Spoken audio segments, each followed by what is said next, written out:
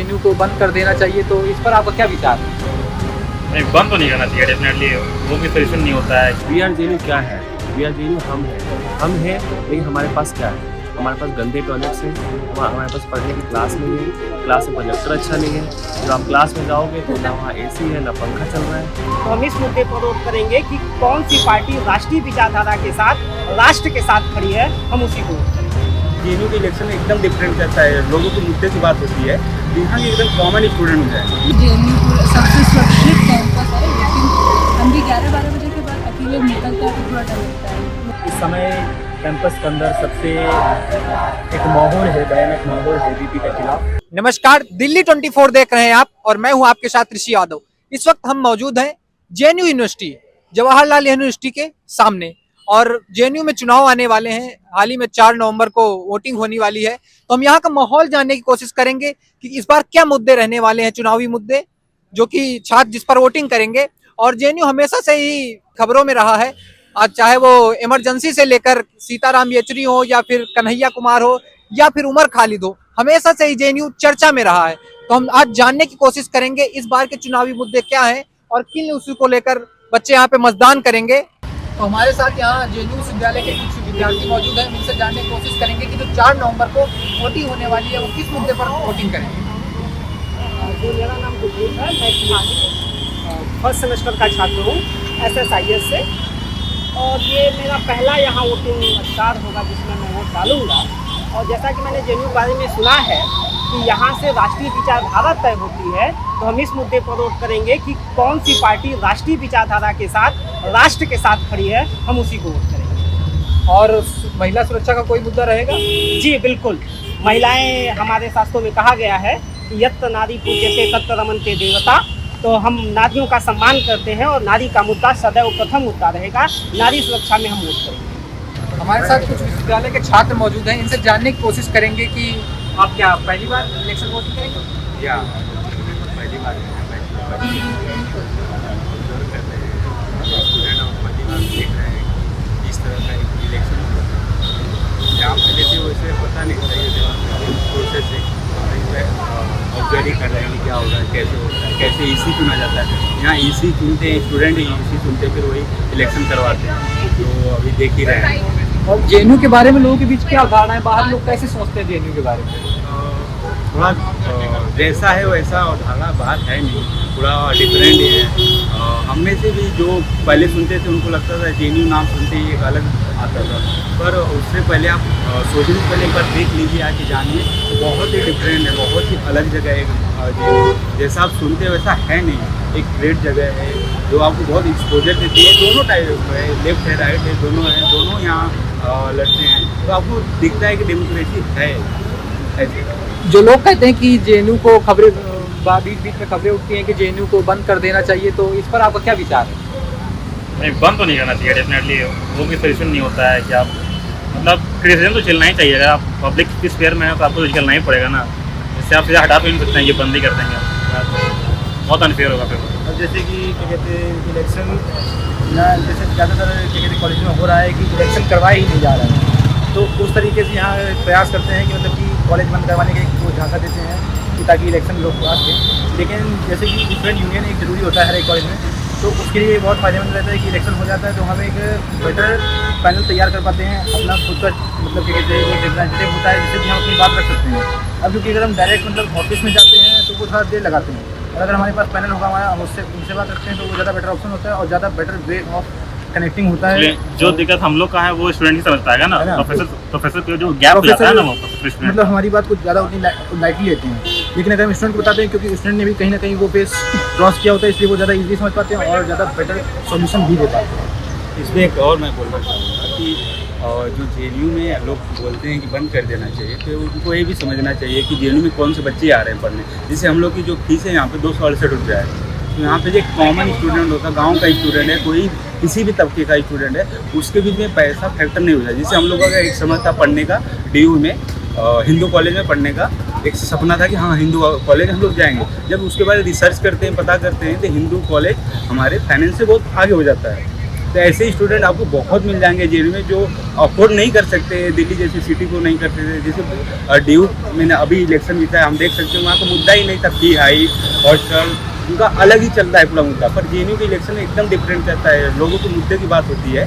यहाँ के एकदम कॉमन स्टूडेंट है मिल जाएंगे आपको, जो 268 रुपये, यहाँ की हॉस्टल फी भी बहुत मिनिमम है, बहुत ही 10 रुपया है। बस यहाँ का मेस बिल आती है जिसको अफोर्ड कर लेते हैं बच्चे, एमसीएम भी आता है। इसलिए जो कुछ ऐसे लोग भी जिससे जेएनयू से जलते हैं, क्योंकि वो सेम चीज़ दे के वो 1 लाख 1.5 लाख दे के पढ़ रहे हैं, सेम चीज़ हम लोग 268 रुपये में पढ़ रहे हैं, ये सबसे ज़्यादा रखता है। और यहाँ से बहुत बार डायरेक्ट रेजिम को ही जाता है, उनका विरोध होता है, सबसे बड़ा विरोध यहीं से स्टार्ट होता है। और जब यहाँ पे फी खाई हुई तो बहुत बड़ा एक विरोध स्टार्ट हुआ, इसलिए और लोग जलते हैं कि यहाँ 268 रुपये हम कैसे पढ़ रहे हैं।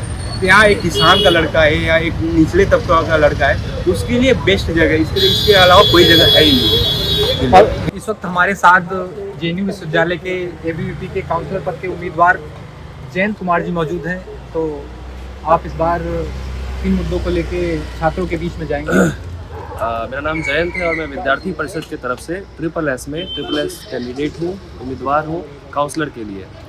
हम इस बार जब क्लास कैंपेन, मेस कैंपेन, जो हम जितने छात्रों से मिले, जीवीएम में गए, हमने एक मुद्दा बहुत ज़ोर शोर से उठाया, वो है जेएनयू के छात्रों का जो बुनियादी मुद्दा है, जो उनके छोटे छोटे माइक्रो इश्यूज़ हैं, उस पर हम बात करेंगे। इस जेएनयू जो बोलते हैं वी आर जेएनयू, जो कम्युनिस्ट बोलते हैं वी आर जेएनयू, क्या है वी आर जेएनयू? हम हैं, लेकिन हमारे पास क्या है? हमारे पास गंदे टॉयलेट्स हैं, हमारे पास पढ़ने की क्लास नहीं है, क्लास में प्रोजेक्टर अच्छा नहीं है, जब आप क्लास में जाओगे तो ना वहाँ एसी है, ना पंखा चल रहा है, ना रीडिंग रूम चल रहे हैं, ना लाइब्रेरी है, ना जे स्टोर है, ना हमारे पास रिसर्च करने की सुविधा है। तो हम जब हॉस्टल आते हैं तो हमारे पास हॉस्टल गंदी है, हमारे जो नए हॉस्टल बने वो टूट रहे हैं, जो रेनोवेशन हुआ है वो गंदा है। तो हम जब बात करते हैं ना, हम इन छोटे छोटे मुद्दों पर बात करते हैं जो हमारे जेएनयू को हर एक छात्रों को टच करता है। हम सारी बातों को, जब अंतर्राष्ट्रीय चर्चा होती है, राष्ट्रीय चर्चा होती है, राष्ट्रीय राजनीति की चर्चा होती है, अंतर्राष्ट्रीय राजनीति की चर्चा होती है, हम उसमें संवाद करते हैं, विचार करते हैं, विमर्श करते हैं। लेकिन हमारा वो चुनावी मुद्दा नहीं हो सकता। हमारा चुनावी मुद्दा हमारे छात्रों का जो हर एक पहलू है, चाहे वो ढाबा पे खाना खाते हो, हॉस्टल में रहते हो, हमारे मेस में खाना खाते हो, जब स्कूल जाते हैं तो वहाँ पे की व्यवस्था क्या है, हम उस पर चर्चा करते हैं। हमारा विषय भी यही है, हमारा इस पर मैनिफेस्टो भी यही है। और जो जेएनयू को बंद करने की मांग उठती है, इस पर क्या कहेंगे? जो आप कहना चाह रहे हैं, जेएनयू ना कभी बंद हो सकता है, जेएनयू एक विचार है, इसको आप कभी रोक नहीं सकते हैं। या इस विचार को सेव करने में विद्यार्थी परिषद के हर एक कार्यकर्ता, हर एक उस राष्ट्रीय विचार, राष्ट्र पुनर्निर्माण के विचार को आगे ले जाने वाले लोग, जब जेएनयू में 1999 में जीते, 2001 में प्रेसिडेंट जीते, 2000 ईस्वी में एक सीट एसएल में जीते, तो हम उस विचारधारा के लोग हैं जो राष्ट्र और राष्ट्रवादी ताकतों को मजबूत करते हैं। तो हम कभी भी जेएनयू को बंद नहीं होने देंगे। जेएनयू भगवा है आज के टाइम में, जेएनयू भगवा रहेगा, और जेएनयू में जो लाल आतंक है, जो लाल लंगूर है, उसको हम ख़त्म करने की कोशिश कर रहे हैं। कुछ लोग हैं जो जेएनयू को बदनाम करने की कोशिश करते हैं, चाहे वो अफजल के कातिल वाले जो लोग हैं, जो अफजल के लिए नारा लगाते हैं कि अफजल के कातिल संविधान, सुप्रीम कोर्ट, सरकार को दोषी मानते हैं, तो हम उसके विरोध में हमेशा खड़े रहे हैं। और ऐसे विचारों को जेएनयू से उखाड़ फेंकने का काम विद्यार्थी परिषद का हर एक कार्यकर्ता करेगा। तो हमारे साथ एक उम्मीदवार, जो काउंसलर पद के उम्मीदवार हैं, वो मौजूद हैं। तो इनसे जानेंगे आपके बारे में। क्या नाम है आपका? मेरा नाम दीक्षा गिरी है। मैं इस बार SSS से काउंसलर की उम्मीदवार हूँ। मैं इतिहास की स्टूडेंट। और आप किन मुद्दों को लेके स्टूडेंट्स के बीच में जा रही हैं चुनाव? मेरा जो बेसिकली मुद्दा है वो वुमेन सुरक्षा को लेकर, महिला की सुरक्षा को लेकर है। जो यहाँ पे भेदभाव होता है उनकी वेशभूषा को लेकर, उनके हिंदी माध्यम को लेकर, ऊपर से महिलाओं की सुरक्षा यहाँ पे बहुत कम है। जैसे वॉशरूम, सबसे बड़ी प्रॉब्लम हम लड़कियों को यही होती है कि वॉशरूम बहुत गंदे हैं, छोटे छोटे वॉशरूम है, उनमें सैनिटाइजर पेंडिंग मशीन तक अवेलेबल नहीं है। दूसरी बड़ी बात, यहाँ पे सैनिटाइज़र भी नहीं है, पानी तक भी यहाँ पे नहीं आता है, जो एक वुमेन वॉशरूम की बेसिक नीड है। उसके बाद है सुरक्षा को लेकर। जैसे हम बोलते हैं कि जेएनयू सबसे सुरक्षित कैंपस है, लेकिन हम भी 11-12 बजे के बाद अकेले निकलते हैं तो थोड़ा डर लगता है। लोग जगह जगह स्मोकिंग वगैरह करते हैं, नशे के उसमें रहते हैं, तो इसी को लेके है सुरक्षा मेन मुद्दा है वुमेन को लेके, ताकि वो एकदम फुल फ्रीडम के संग कैंपस में घूम सकें, अपनी महिला सशक्तिकरण को आगे बढ़ाने के लिए। जेएनयू में मशाल यात्रा की तैयारी चल रही है और इस वक्त हमारे साथ कुछ विद्यार्थी मौजूद हैं जो कि प्रचार कर रहे हैं, तो हम उनसे जानने की कोशिश करेंगे आप कौन सी पार्टी का वापसा की तरफ से हम लोग वापसा की तरफ से। अच्छा, तो आपकी पार्टी के कौन कैंडिडेट यहाँ पे चुनाव हम लोग प्रेसिडेंट दिया है, एक हाजरत रजौरिया है, जनरल सेक्रेटरी शोएब खान है, दो तो कैंडिडेट हम लोग दिया है। किन मुद्दों को लेकर आप स्टूडेंट्स के बीच जाने वाले हैं? खासकर इस समय कैंपस के अंदर सबसे एक माहौल है, भयानक माहौल है वीपी के खिलाफ, और उसका जो हर दिन जो हिंदुत्व की जो टेररिज्म है इस कैंपस के अंदर जाति के नाम पे, धर्म के नाम पे दलित, आदिवासी, ओबीसी, माइनॉरिटीज़, वुमेन और तमाम अप्रेस्ड कम्युनिटी को डराने के, धमकाने के जो कोशिश होती है, और उस माहौल के खिलाफ हम लोग इस कैंपस के अंदर वापसा की तरफ से जो तमाम जो अप्रेस्ड कम्युनिटी को बचाने के लिए और वो उसका हकों के लेकर लड़ाई लड़ने के लिए हमारा पार्टी पूरी तरीके से जेएनयू चुनाव इलेक्शन में पार्टिसिपेट करने के लिए जा रहे हैं। और यहाँ पे जो टुकड़े गैंग के जो नारे करते हैं इस पर क्या कहेंगे?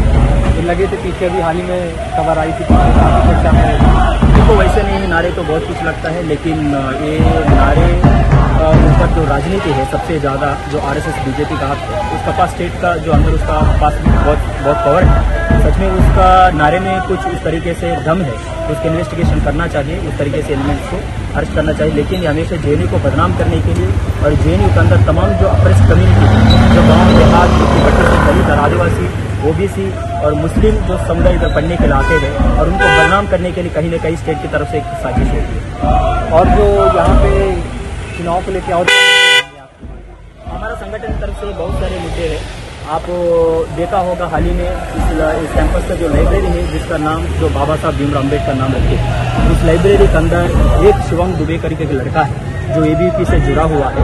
वो ये लिखता है जो चमार माता की चमार जो बहन के लेके गाड़ी वाले लिखा है। कुछ दिनों पहले लास्ट ईयर जो कावेरी एक हॉस्टल है वो हॉस्टल में ये लिखा गया है दलित भारत छोड़ो, चमार भारत छोड़ो, जो आरएसएस बीजेपी जिंदाबाद, आरएसएस जिंदाबाद इस तरीके से इस कैंपस के अंदर लगातार जो दलितों के खिलाफ, आदिवासी के खिलाफ कास्ट एट्रोसिटीज भी बढ़ रहे हैं और जो जाति के नाम पे एनएफएस नॉट फॉर्म सुटेबल लगा के दलित, आदिवासी, ओबीसी और मुस्लिम जो प्रोफेसर को रिक्रूटमेंट पे खाली करा के पूरा कम्युनिटी को बाहर भेजा जाता है। और उसका साथ साथ उधर पीएचडी इंटरव्यू होती है जो दलित, आदिवासी, ओबीसी और मुस्लिम स्टूडेंट जो रिटन एग्जाम में 100 में 70 और 50 लेके आता है, वो इंटरव्यू बैठते होते 1 और 2 मार्क करके उसको इंटरव्यू में वही वास्ते डिस्क्रिमिनेशन किया जाता है। और उसका साथ साथ कैंपस के अंदर जीएस कैश है जो सेक्सुअल हैरेसमेंट के जो खिलाफ एक मजबूत तरीके से आवाज उठाने के लिए एक बॉडी होता था, वो बॉडी को खत्म करके जो आईसी को इस कैंपस के अंदर लेके आया है, आईसी को खत्म करके जो जनरल जस्टिस को लड़ने के लिए जा रहे हैं। और सबसे ज्यादा इस कैंपस के अंदर जो ड्रॉप आउट रेट दलित, आदिवासी, ओबीसी और मुस्लिम कम्युनिटी का होता है, वो ड्रॉप आउट रेट रोकने के इस कैंपस के अंदर ना एबीवीपी उसका मुद्दा उठाती है, ना लेफ्ट यूनाइटेड लेफ्ट इस कैंपस के अंदर जो एक प्रोग्रेसिव नाम पे लेफ्ट हर साल राजनीति करती है, वो जीतती है। चुनाव में जीत के आने के बाद सबसे ज्यादा शोषण इस कैंपस के अंदर दलितों के साथ होती है, ओबीसी के साथ होती है, आदिवासी के साथ होती है, मुस्लिम स्टूडेंट के साथ होती है। इस बार आने वाले इलेक्शन में वापसा इस कैंपस के अंदर एक नारा